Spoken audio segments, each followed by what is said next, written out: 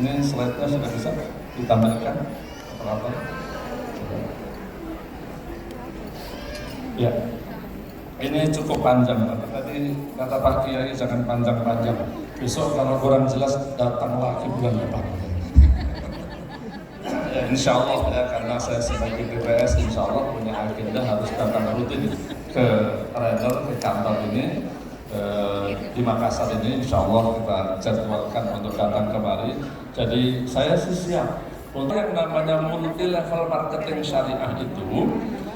Istilahnya di dalam bahasa Indonesia, di dalam bahasa Dewan Syariah Nasional itu PLBS, artinya penjualan langsung berjenjang syariah. Landasan hukumnya apa? Pertama adalah Undang-Undang Nomor 40 Tahun 2007 yang tadi sudah disinggung oleh Pak Kiai Bukhari, bahwa pada pasal 109 disebutkan boleh orang mendirikan perusahaan berdasarkan syariah di negara kesatuan Republik Indonesia itu adalah dibenarkan legal dan sah. Jangan dituduh teroris, ekstrim atau macam-macam. Karena ini adalah mandatori, amanah undang-undang, warga negara Indonesia boleh mendirikan perusahaan yang berjalan sesuai dengan prinsip-prinsip syariah. Yang penting ada DPS-nya yang ditunjuk atau direkomendasikan oleh Majelis Ulama Indonesia. Yang kedua, legal standing adanya PLBS itu adalah adanya sertifikat yang tadi sudah diterima. Sertifikat itu diberikan oleh Dewan Syariah Nasional kepada PT Renner. Dan ini tidak mudah Bapak Ibu sekalian. Tahu nggak kira-kira berapa proses untuk mendapatkan sertifikat syariah? Ini nggak main-main. Saya ingat banget dari akhir tahun 2022. Jadi kira-kira saya hitung dari mulai pengajuannya 1 tahun. Alhamdulillah 1 tahun sertifikat itu keluar. Tepuk tangan buat Renner. Jadi ini nggak sembarangan Bapak Ibu ya. Jadi verifikasi pengecekannya oleh Ustadz Bukhari dan timnya luar biasa, nggak main-main, nggak sembarangan. Maka sampai dengan hari ini fatwanya itu keluar tahun 2009.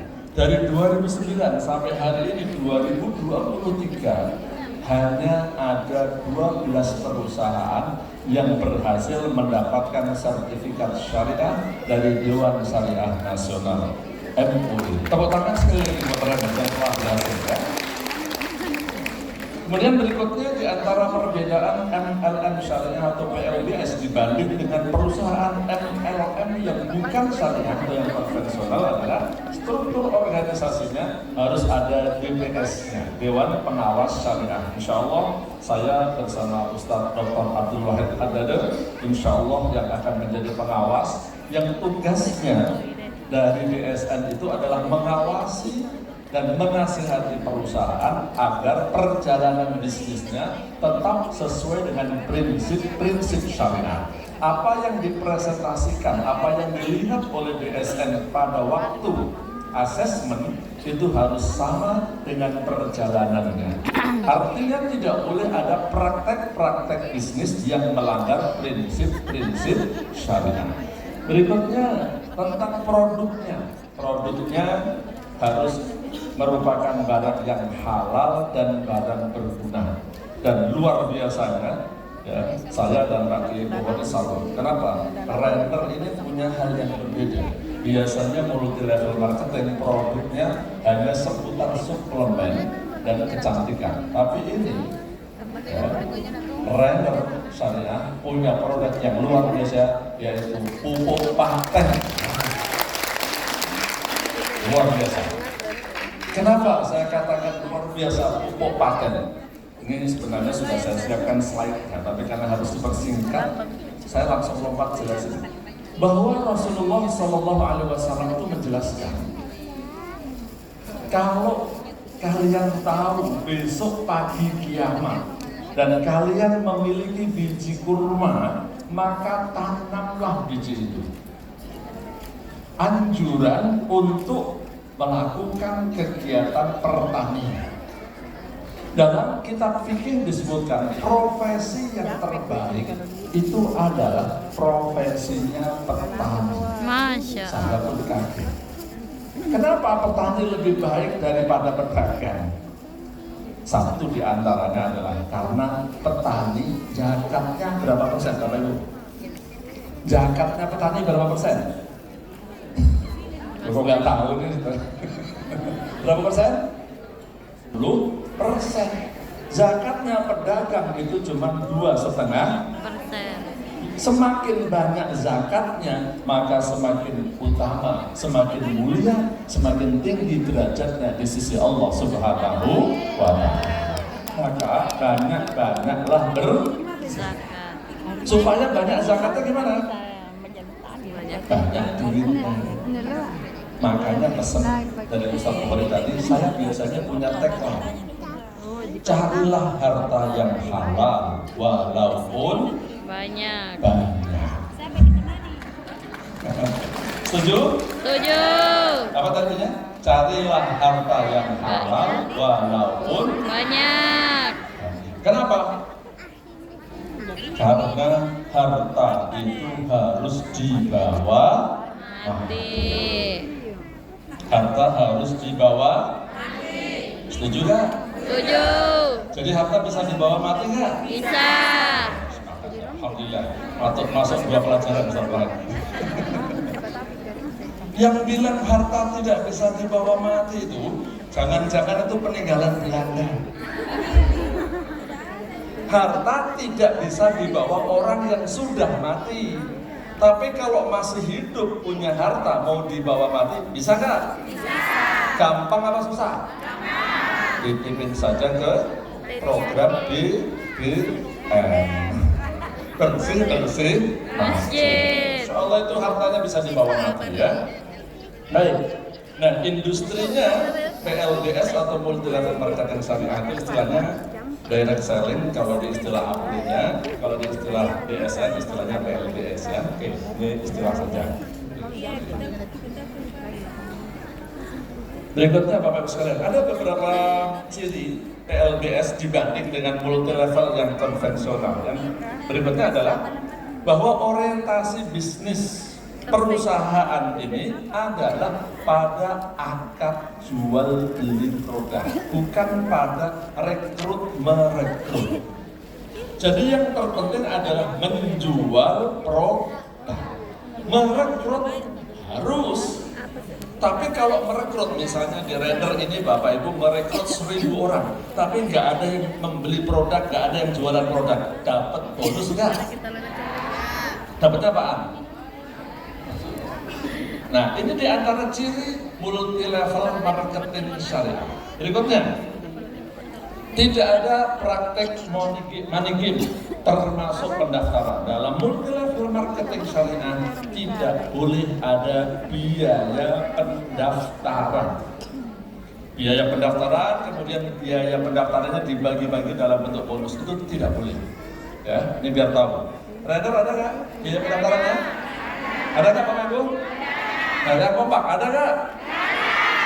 Jadi siapa kita? Raider Syariah. Ya, oke, berikutnya. Akad-akad yang ada di dalam perusahaan Raider Syariah nanti harus sesuai dengan akad syariah dan tidak boleh ada unsur maisir, gharar, riba, dan zulm. Nah, ini nanti penjelasannya. Soalnya saya kalau ngajar tentang riba saja itu butuh 1 semester. Masya Allah. Fikih riba judulnya ya. Iya betul. Nah, kemudian kalau ditanya akadnya apa Pak Ustadz kalau multi level marketing syariah? Akadnya adalah al-bai' dan ju'alah. Al-bai' itu akad jual beli dari perusahaan kepada member. Akadnya jual beli.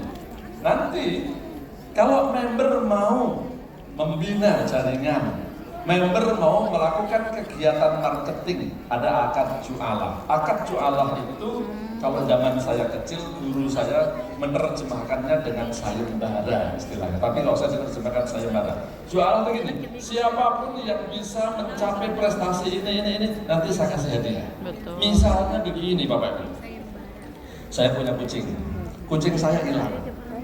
Saya umumkan, Bapak Ibu siapa yang bisa menemukan kucing saya kasih hadiah 5 juta rupiah. Bapak Ibu berlomba-lomba nyari kucing saya. Ada yang sampai apa itu istilahnya, membanting tulang, memeras keringat mencari di mana letak kucing saya, tapi nggak ketemu. Ada yang ternyata nasibnya baik, bangun tidur ada kucing meong-meong ditangkap. Nah ini kucingnya Pak Ustadz Sofwan, kasihkan ke saya. Duit 5 juta buat siapa? Buat siapa? Buat yang sudah membanting tulang, memeras keringat mencari kucing saya, atau yang bangun tidur menemukan kucing? Nah itu namanya rezeki ya. Kira-kira jualah itu seperti itu. Dalam multi level marketing kadang-kadang ada yang sudah bekerja, tapi karena dia tidak mengikuti sistem, tidak mengikuti upline-nya, jadi nggak ketemu. Kadang-kadang ada yang cuma bekerja sebentar, mengikuti arahan upline-nya, mengikuti arahan leadernya, baru 3 bulan ternyata sudah mendapatkan penghasilan 10 juta rupiah. Mau nggak Bapak Ibu? Siapa yang mau? Siapa mau 10 juta sebulan? Oh, cuma 10 juta doang maunya? 100 juta. Maunya Bapak Ibu, saya nggak mau 10 juta. Maunya berapa? 100 juta. Itu dong, karena carilah harta yang halal walaupun Banyak. gitu, oke. Berikutnya harus menjunjung tinggi etika atau akhlakul karimah atau kode etik perusahaan. Di antaranya Bapak Ibu sekalian, kalau sudah menjadi syariah tidak boleh melakukan cutting price. Ada yang melakukan cutting price? Tidak. Ada nggak? Yang mana orangnya angkat tangan? Nanti Bapak Ibu jangan melakukan cutting price lagi. Cutting price itu berarti Bapak Ibu ingkar janji, tidak memenuhi perjanjian yang Bapak Ibu tanda tangani dalam starter kit atau waktu mendaftar. Dan cutting price itu berarti Bapak Ibu mendolimi teman sesama member. Kenapa?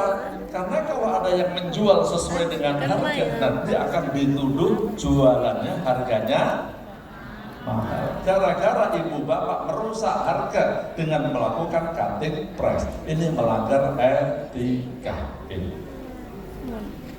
Nah, kalau